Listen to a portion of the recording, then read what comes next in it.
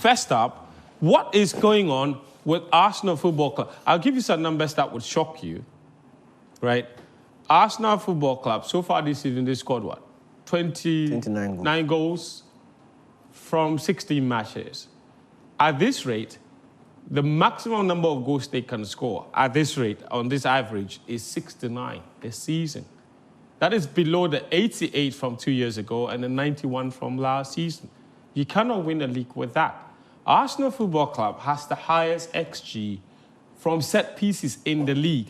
And yet from open play, Arsenal are in the bottom half of the Premier League table in terms of XG. So clearly, they're not creating enough from open play. In the last 3 matches, they have not scored a goal from open play. And yet when people shout that they are set-piece FC, they say they are not. The numbers say otherwise. There's perspective to that a little. I think all of us know that Arsenal struggled to create chances at the start of the season, and that was largely because we know Martin Odegaard was injured. He's the most creative player in the side, and they left a lot of the creativity to Saka, and it wasn't happening, right? But since he's got back, we saw them in the game against Everton. It wasn't for the lack of chances; it was for the lack of finishing.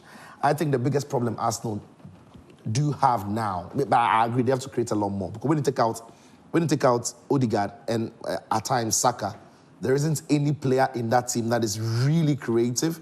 They are very functional footballers. They bring a lot to the team, but when they speak about the element of creativity in the side, there aren't many players apart from Saka and Odegaard, and that needs to improve.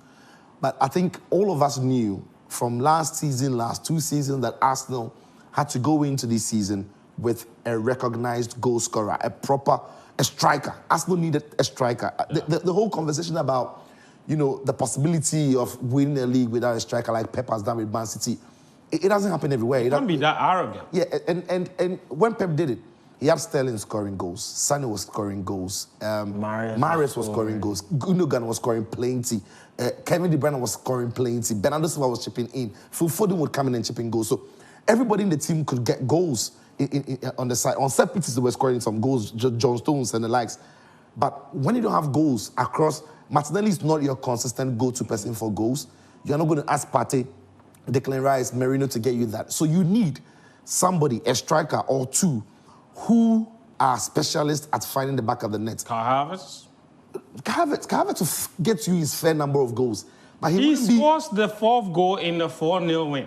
That's what he does. No. So what I'm saying, he's not your go-to person for goals, right? He's a good player to have in the team. He's very functional. He brings a lot to the team.